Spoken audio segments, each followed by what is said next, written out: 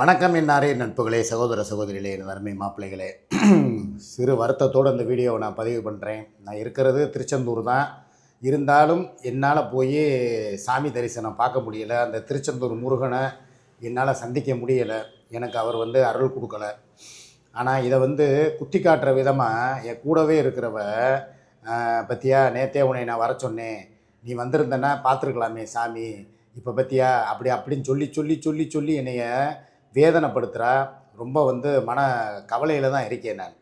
அதாவது நேற்று என்னால் போக முடியாததுக்கு காரணம் உடம்பு ஒத்துழைக்கலை. நான் அங்கேருந்து வண்டி ஓட்டிகிட்டு வந்தது, டயர்டு, அதில் படுத்துட்டேன். சரி விடுங்க, இன்றைக்கி பார்த்துக்கிறலாம், இன்றைக்கி என்ன வியாழக்கிழமை தானே, எப்பயும் வெள்ளிக்கிழமை தானே சாமி பார்க்குறதுக்கு கூட்டம் இருக்கும், இன்றைக்கி கொஞ்சம் ஃப்ரீயாக தான் இருக்குன்னு சொல்லிட்டு காலையில் அதிகாலை, உண்மையிலே சொல்கிறேன், அவள் கூட எந்திரிக்கலை, நான் தான் அவளை எழுப்பி விட்டேன். எத்தனை மணிக்கு? 4:40க்கு எந்திரிச்சு ரெடியாகி, என்னப்பா குளிச்சுட்டு கிளம்பவா அப்படின்றதுக்கு, இல்லை நேராவா, அங்கே போனோம்னா நாளிக்கிணறுன்னு சொல்லி ஒரு கிணறு இருக்கும், அங்கே குளிச்சுட்டு அதுக்கப்புறமா நேராக கடலில் போய் குளிச்சுட்டு அதுக்கப்புறம் தான் சாமி பார்க்க போகணும் அப்படின்னு சொல்லி சொன்னான். அதனால் நான் காலையில் இங்கேருந்து அப்படியே கிளம்பி நேராக போய் கார் எடுத்துக்கிட்டு போய் அங்கே பார்க் பண்ணிவிட்டு நாளிக்கிணறுக்கு போனோம். அங்கே பார்த்தா கிட்டத்தட்ட 2 கிலோமீட்டர் தூரத்துக்கு வரிசை. இங்கேருந்து அந்த கோவில் கோபுரம் வரைக்கும் வரிசை ஃபுல்லாக நிற்கிது. அவ்வளோ பேருமே அந்த நாளிக்கிணறில் குளிச்சுட்டு அந்த முறைப்படி அதுக்கப்புறம் கடலில் போய் குளிச்சுட்டு தான் போவாங்க போல். அது எனக்கு தெரியாது. சரிப்பா, நாளிக்கிணறு கூட குளிக்க வேணாம், நேராக கடலில் குளிச்சுட்டு கூட கோயிலுக்கு போவோம் அப்படின்றதுக்கு, அப்போலாம் போகக்கூடாது அப்படின்ட்டா. சரின்னு சொல்லி கொஞ்சம் நேரம் நின்று, சரி அங்கே கூட்டம் எப்படி இருக்குன்னு போய் அங்கே போய் பார்த்துக்குருவோம் அப்படின்னு சொல்லி அங்கே டைரெக்டாக போனால், அங்கே என்னடான்னா ஃபுல் கூட்டம். நான் இவ்வளோத்துக்கு 5:15 மணிக்கு அங்கே இருக்கிறோம், 4:40க்கு இங்கேருந்து கிளம்பி 5:15க்கு உள்ளே போகிறதுக்காக நிற்கிறோம். ஆனால் அங்கேயும் பார்த்தா சரியான கூட்டம். இது உள்ளே போனால் வர்றதுக்கு, நீ வெளியே வர்றதுக்கு 7 மணி நேரம் ஆகும் அப்படின்னு சொல்லி அங்கேயும் விடலை. சரி ரைட்டு, டிக்கெட்டு இதை 100 ரூபா கொடுத்து ஒரு தரிசனம் இருக்குது, அதுக்கு போகலான்னு பார்த்தா அதுவும் முடியலை. சரி, இன்னொரு பக்கம் விஐபி தரிசனம்னு சொல்லி இருக்கும், அங்கிட்டு போனால் அங்கேயும் பார்த்தா 9:15க்கு தான் அடுத்த தரிசனம். இந்த இது முடிஞ்சிருச்சு.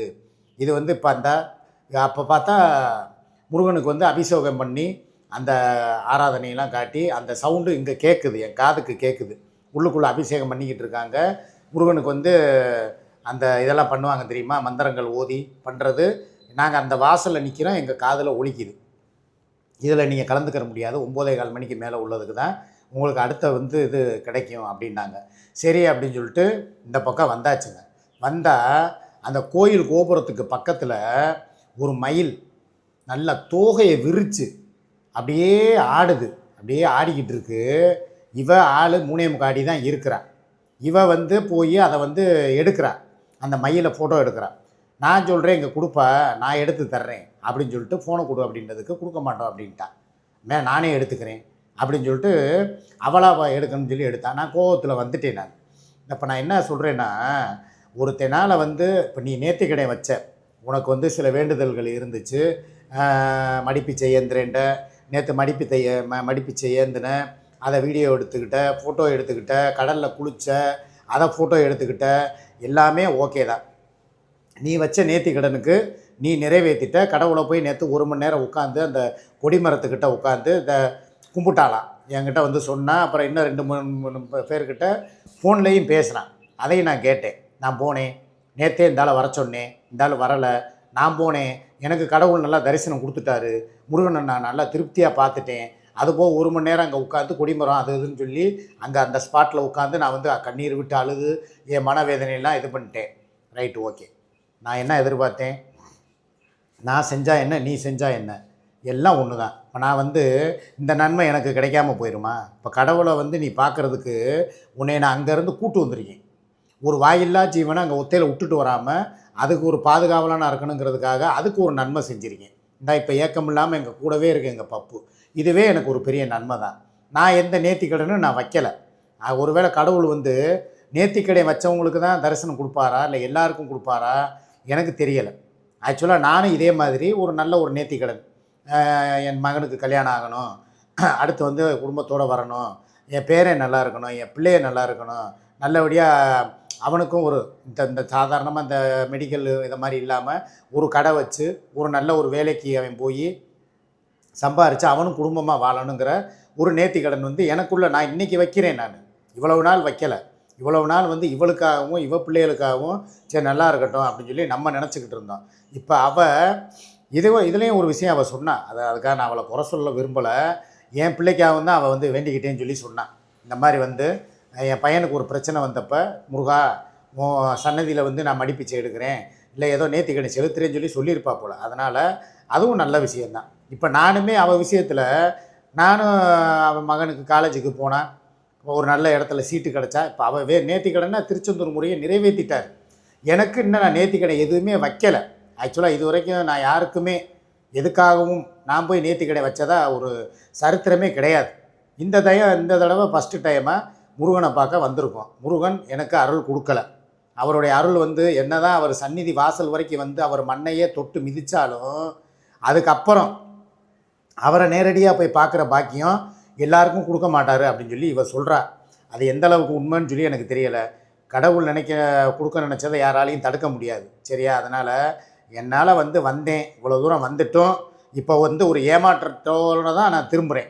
என்னால் இன்றைக்கி இப்போயும் எனக்காக ட்ரை பண்ணேன், அதுக்காக இல்லைன்னு சொல்லக்கூடாது. 2-3 பேர்கிட்ட வந்து ஃபோனில் பேசினேன். இந்த மாதிரி வந்து அவர் நேற்று நான் வந்து எல்லாம் பண்ணிட்டேன், கடவுளை பார்த்துட்டேன், அவர் பாவம் வந்து இப்போ காலையில் வந்துட்டு ஏமாற்றத்தோடு திரும்பி இருக்கிறாரு, ஏதாவது ஒரு வாய்ப்பு இருக்கா அப்படின்னு சொல்லி கேட்டாங்க. இல்லைம்மா வாய்ப்பு கிடையாது, வந்தீங்கன்னா நீங்கள் எப்படியும் குறைஞ்சது ஒரு 5-6 மணி நேரமாவது ஆகும் அப்படின்னு சொல்லி சொன்னாங்க. சரி, இப்போ நான் என்ன சொல்கிறேன், அடுத்த நடவடிக்கையாக அந்த குலசை அந்த இவர் ஜிபி முத்து போய் கும்பிடுவார் தெரியுமா, அவங்க மாரியம்மன் கோயில், அந்த சாமியை போய் பார்ப்போம். எல்லா சாமியும் ஒரு சாமி தான், அருள் கொடுப்பாங்க. எதை இங்கே கிடைக்காதது அங்கே கிடைக்கட்டும். இந்த தடவை இல்லைன்னா என்ன, அடுத்த தடவை ஒரு சிறப்பாக ஏதோ எனக்கு அங்கே உள்ள அந்த சேவல்களை பூரா பார்த்தேன். அந்த திருச்செந்தூர் கோவிலுக்குள்ளே சேவல்களுக்கு பூரா அப்படியே உள்ளக்க வந்து அப்படியே வந்து சுதந்திரமாக அப்படியே போய்கிட்டு இருக்கு. இதை பார்த்தவொடனே எனக்கு என்ன தோணுச்சுன்னா, என் மனசில் பட்டதை நான் சொல்லிடுறேன். இதே மாதிரி நானும் ஒரு சேவல் வாங்கிட்டு வந்து அந்த திருச்செந்தூர் முருகனுடைய சன்னிதானத்தில் சேவலை விடணும் அப்படின்னு சொல்லி இப்போ நான் ஒரு நேர்த்திக்கடையை நான் இப்போ வைக்கிறேன். என்ன இருந்தாலும் நான் வந்து ஒரு மாற்று மதத்து சகோதரர் தான். எனக்கு உங்களுக்கு எல்லாருக்கும் நல்லா தெரியும், நான் வந்து எம்மதமும் சம்மதம்னு போகிற ஒரு கேரக்டர். எனக்கு வந்து கர்த்தரும் ஒன்று தான், மேரி மாதாவும் ஒன்று தான், பிள்ளையார் அப்பாவும் ஒன்று தான், முருகனும் ஒன்று தான், ஜீசஸும் ஒன்று தான், அல்லாவும் ஒன்று தான், நபிகள் நாயகம் எல்லாருமே எனக்கு வந்து எல்லா கடவுள்களையும் ஒரே கடவுளாக தான் நான் பார்க்குறேன், சரியா? எங்கள் இறைவனுக்கு ஒளி வடிவில் இருப்பார். அவருக்கு வந்து உருவம் கிடையாது. உங்களுடைய கடவுள்களுக்கு உருவங்கள் உண்டு. அதனால் எல்லாத்தையுமே சமமாக நினைக்கிறேன்னா, என் மனசுக்கு என்னுடைய நேர்த்திக்கடனா இந்த தடவை நான் வந்து இந்த திருச்செந்தூர் முருகன்கிட்ட வந்து நான் வந்து மன்றாடி வேண்டிக்கிறது என்னென்னா, நான் வைக்கிற நேர்த்திக்கடன் நிறைவேறணும். அதே மாதிரி என்னுடைய இப்போ இங்கிட்டு தான் இருக்குது கோவில், அதனால தான் கோவிலை பார்த்து நான் கும்பிட்டுக்கிட்டே இந்த நேர்த்திக்கடனை நான் வைக்கிறேன். கண்டிப்பாக அங்கேருந்து கும்பிட்டாலும் சரி தான், எங்கேருந்து கும்பிட்டாலும் சரி தான், கடவுள் கொடுக்குற அருள்ங்கிறது எல்லாருக்குமே ஒன்று தான். அதனால் முருகா, என் வீட்லேயும் என் பிள்ளைகளுக்கும் என் பேரனுக்கும் என் வீட்டில் இருக்கிற எல்லாருக்குமே வந்து நல்ல ஒரு ஆயுசை கொடுத்து, நல்ல ஒரு ஆசீர்வாதத்தை கொடுத்து, நல்ல ஒரு அருளை கொடுங்க. நல்ல என் மகனுக்கு வந்து நல்ல ஒரு எதிர்காலத்தை கொடுங்க. என் பிள்ளைங்க எல்லாம் நல்லா இருக்கணும், என் குடும்பம் நல்லா இருக்கணும். அதே மாதிரி என் கூட என்னை நம்பி வந்த எனது கூட இருக்கிற எனது சூர்யாவுக்கும் அவங்களும் ஒரு நல்லபடியாக வந்து ஒரு வீடு வாசல்னு கட்டி, இந்த பிரச்சனைகள்லேருந்து மழை போல் வந்த பிரச்சனையெல்லாம் பனி போல் நீ நீக்கி கொடுத்துருக்க. கடவுளே, உண்மையிலே சொல்கிறேன், யாருமே எதிர்பார்க்காது இன்றைக்கி இந்த இடத்துல இப்போ நான் உட்காந்துருக்கேன் அப்படின்னு சொன்னால், நானும் சூர்யாவும் இப்படி இங்கே உட்காந்து உங்கள் முன்னாலையெல்லாம் பேசிக்கிட்டு இருக்கோம் அப்படின்னு சொன்னால், அதுக்கு முழுக்க காரணம் அந்த கடவுள் தான். அந்த கருப்பசாமியும் அந்த திருச்செந்தூர் முருகனும் அந்த அல்லாவும் நபிகள் நாயகம் கர்த்தரும் மேரி மாதாவும் தான். ஏன்னா எல்லாரையுமே நான் சொல்கிறது என்னென்னா, எல்லா பக்கமும் உங்களுக்கு எதிராக வந்து சதிகள் நடக்கும். எனக்கு ஒரு சில விஷயங்களெல்லாம் நான் யோசிக்கிறேன். நேற்று நைட்டு படுத்துக்கிட்டே யோசித்த விஷயத்த உங்கள்கிட்ட வந்து நான் ஓப்பனாகவே சொல்கிறேன். எதுக்கு இப்படி ஆளாளுக்கு வந்து ஒரு பக்கம் உட்காந்துக்கிட்டு, அங்கிட்டு பார்த்தா அந்த செட்டப் கிழவி, அவள் பார்த்தா இங்கிட்டு காரில் போகிறா, இங்கிட்டு காரில் வர்றா, நைட்டோட நைட்டாக இருட்டுக்குள்ளே இங்கிட்டு போகிறா, அங்கிட்டு வர்றா, திடீர்னு பார்த்தா பாண்டிச்சேரிக்கு போகிறா, திடீர்னு பார்த்தா மெட்ராஸுக்கு போகிறா, திடீர்னு பார்த்தா திருவனந்தபுரம் போகிறா, திடீர்னு பார்த்தா கையில் ஒரு பேப்பரை வச்சுக்கிறா, திடீர்னு சிஎஸ்ஆருங்கிறா, எஃப்ஐஆருங்கிறா, குண்டாஸுங்கிறா, திடீர்னு போக்சோங்கிறா. ஆளாளுக்கு அவள் பாட்டுக்கு ஒரு பக்கம் பார்த்தா ஒரு பேப்பரை வச்சுக்கிட்டு அவள் திரிகிறா.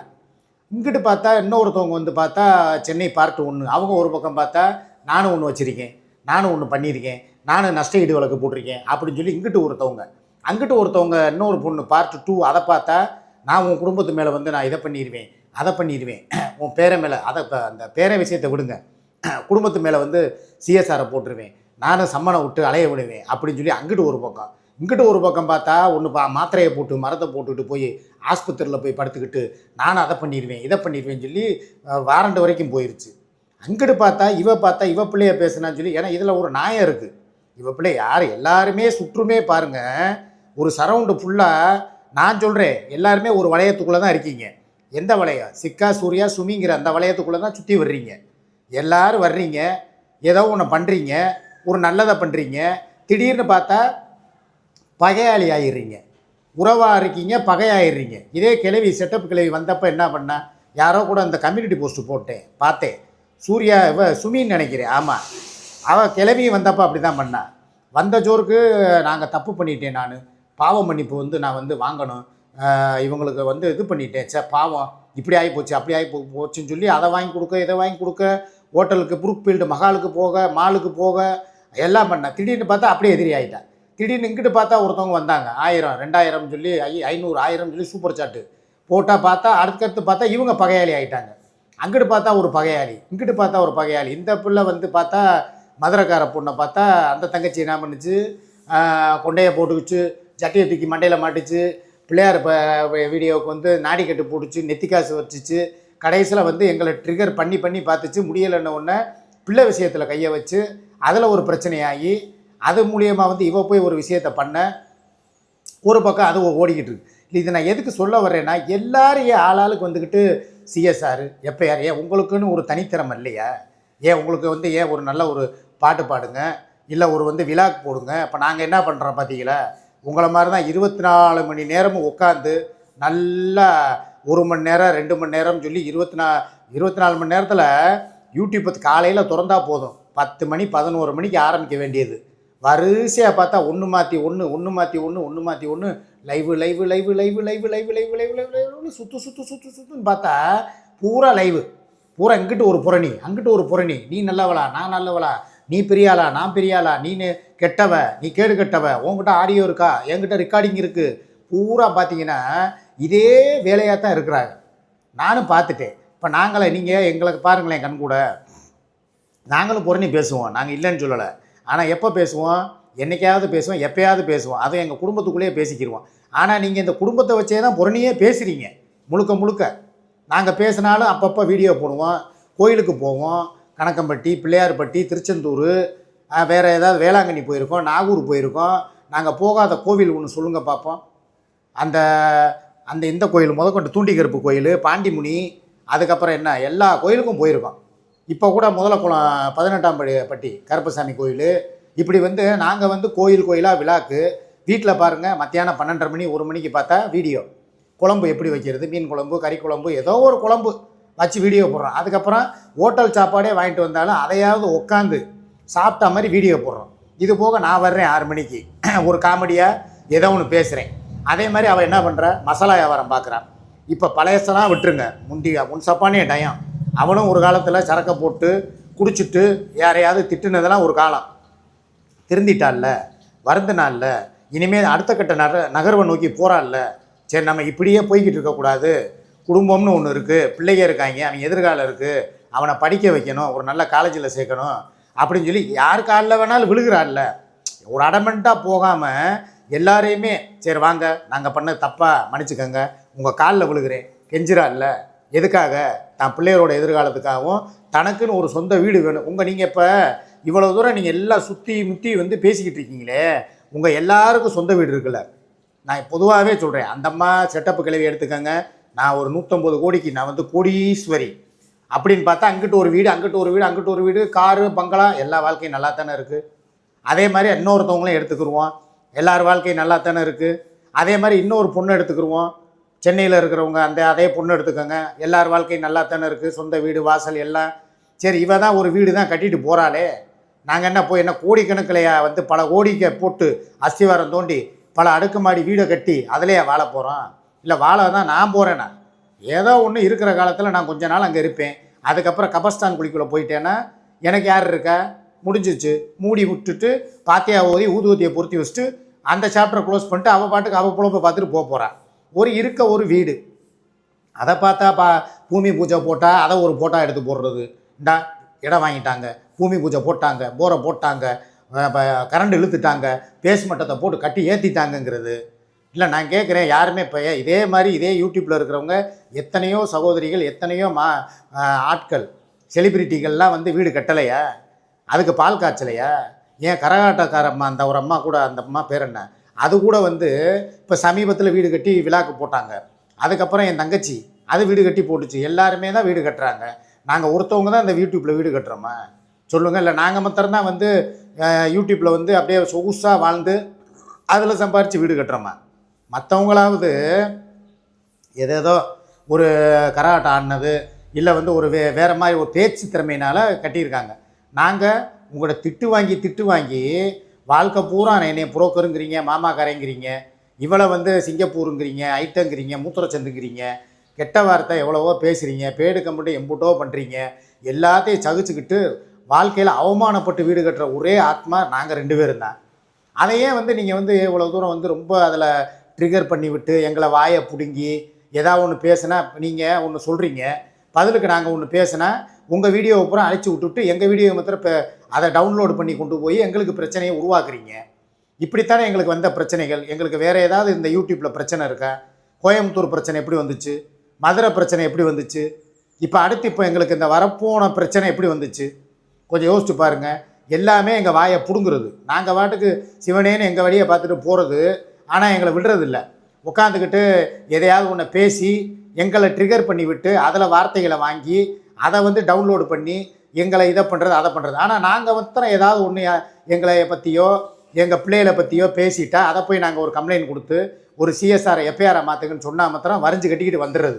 நான் 6 அடித்தேன், நான் 4 அடித்தேன், நான் போல்ட் ஆக்கினேன், நான் விக்கெட் எடுத்தேன், நான் வந்து அதை பண்ணேன், இதை பண்ணேங்கிறது. இதே நாங்கள் ஏதாவது ஒன்றுனா கண்டுக்கிறதே இல்லை. உட்காந்து 4 மணிக்கெலாம் உட்காந்துக்கிட்டு பேசாமல் அப்படியே பேசிக்கிட்டு எதுவுமே நடக்காத மாதிரி மூஞ்சியை வந்து மாற்றிக்கிறது. நாங்கள் இதெல்லாம் எங்கே போய் சொல்கிறது? கொஞ்சம் யோசிச்சு பாருங்கள். எல்லாரையுமே விட்டுறணும்ல. அப்போ உங்களுக்கு வந்தால் நீங்கள் சொன்னீங்க பாருங்கள், ரத்தம், எங்களுக்கு வந்தால் தக்காளி சட்னியான்னு கேட்டிங்கல்ல, அதே கேள்வியை தான் நான் கேட்குறேன். உங்களுக்கெல்லாம் சரி ரைட்டு, ஒரு காப்பாற்றினா எல்லாத்தையும் காப்பாற்றணும் பொதுவாக. சரி, அந்த டாபிக்குள்ளே நான் போக விரும்பலை, சரியா? ஏன்னா அது போனால் அதை வச்சு இன்றைக்கி ஒரு நாளைக்கு இன்னும் ஒரு மணி நேரம் 2 மணி நேரம் கண்டென்ட் ஓடும். அதனால் நான் சொல்கிறது என்னென்னா, உங்களுக்குன்னு ஒரு வாழ்க்கை இருக்குது. அந்த வாழ்க்கையை வந்து நீங்கள் வாழுங்க. 24 மணி நேரமும் உட்காந்துக்கிட்டு எல்லாருமே நல்ல நிலமையில தான் இருக்கீங்க. உங்களுக்குன்னு சொல்லி குடும்பம், பிள்ளைங்க, எல்லாமே இருக்குது. நான் பொதுவாக சொல்கிறேன். நம்ம கிளவியவே வச்சுக்கிறோம், செட்டப் கிளவியை. அவளுக்கு என்ன குடும்பம் இல்லையா? அழகான பொன் பிள்ளை, அழகாக ஒரு ஆம்பளை பைய சிங்க மாதிரி சொத்து பத்து இருக்குது. அழகாக உட்காந்து வீட்டில் உட்காந்து சாப்பிட்டு சந்தோஷமாக பிள்ளைகளோட ஜாலியாக அந்த வாழ்க்கை, அதை வாழ பழகுங்க. அந்த அம்மா போட்ட ஒரு ஷார்ட்ஸை கூட பார்த்தேன். அவங்க மகளோட ஜாலியாக வந்து அப்படியே ஃபோட்டோக்களையெல்லாம் பூரா இமேஜாக ஷேர் பண்ணியிருந்தாங்க. அதெல்லாம் நான் பார்த்தேன். எவ்வளோ ஒரு அருமையான வாழ்க்கை. இந்த மீடியாவுக்கு வர்றதுக்கு முன்னாடி நீங்கள் வாழ்ந்துக்கிட்டு இருந்தீங்க பார்த்தீங்களா? உங்களுக்கு நான் சொல்கிறேன், என் மனசார சொல்கிறேன். நீங்கள் எங்களை எதிரியாக பார்க்குறீங்க. நான் அந்த வீடியோவை பார்த்தப்ப என் மைண்டில் ஓடினதை தான் இப்போ நான் சொல்கிறேன். முருகன் இதில் வச்சுக்கிட்டு சொல்கிறேன்.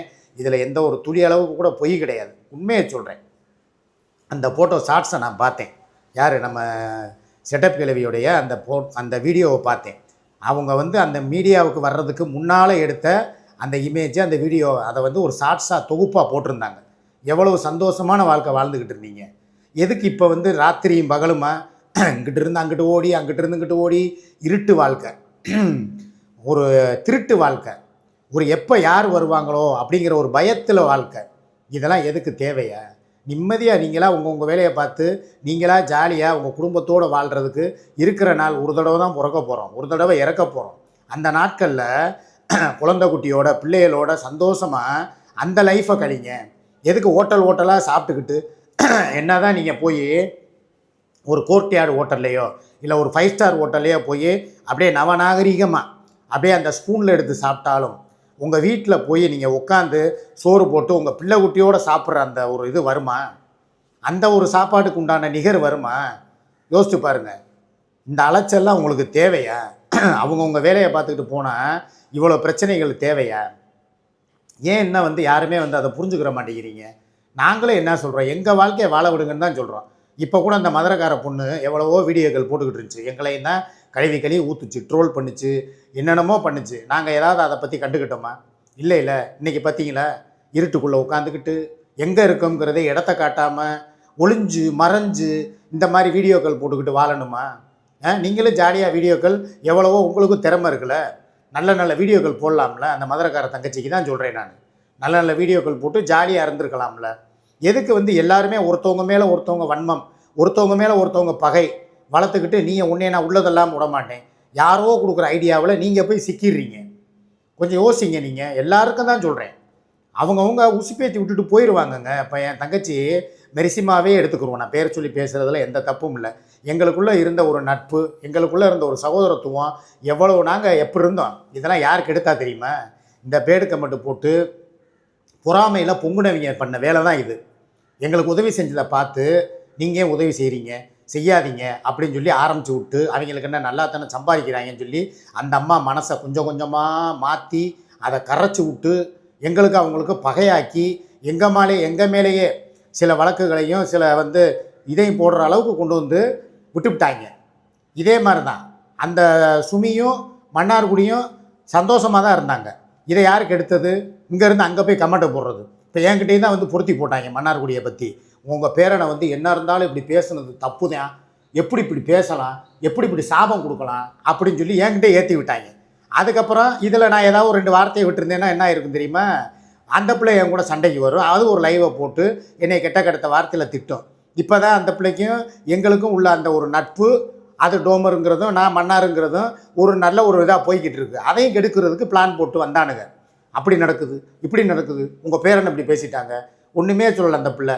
ஒரே வார்த்தை சொல்லுச்சு, உண்மையிலே வந்து நீ வந்து சிறுலிபுத்தூருக்கு நான் தான் உன்னை அனுப்பி விட்டேனா, நான் தான் உனக்கு காசு கொடுத்தேனா, உன் பேரை மேலே சத்தியம் பண்ணி பார்ப்போம், இப்படித்தான் சொல்லுச்சு. உடனே அதை வந்து இங்கே பல மாதிரி திரிச்சு விட்றாங்க. இதில் என்ன தெரியுமா? இந்த யூடியூப்பில் மிஸ் அண்டர்ஸ்டாண்டிங். அது மன்னாராக இருக்க போய் புரிஞ்சுக்கிருச்சு. சரி, நானாக இருக்க போய் புரிஞ்சுக்கிட்டேன். சரி, இவங்க பொருத்தி போடுறாங்க. இவங்க வேலையே என்ன தெரியுமா? யாரையும் யாரு கூடயும் சந்தோஷமாகவும் சகோதரத்துவத்தோடையும் வாழக்கூடாது, பேசக்கூடாது. அதுவும் நாங்கள் குறிப்பாக நானும் சூர்யாவும் மன்னார்கிட்ட பேசுகிறதுக்கு இவங்களுக்கு எரியுதுங்க. அப்படியே பொறாமையில் பொங்குறாங்க.